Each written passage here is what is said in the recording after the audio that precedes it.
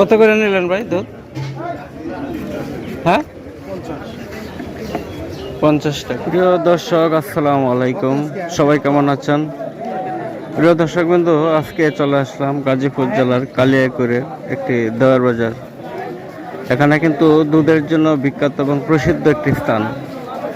আপনারা দেখছেন যে এটা হচ্ছে দানতারা রোডের মধ্যে, অর্থাৎ ডুবাইল দানতারা রোডে। আপনারা দেখছেন যে এই বাজারটি প্রতিদিন ভোর থেকে 9টা পর্যন্ত বসে।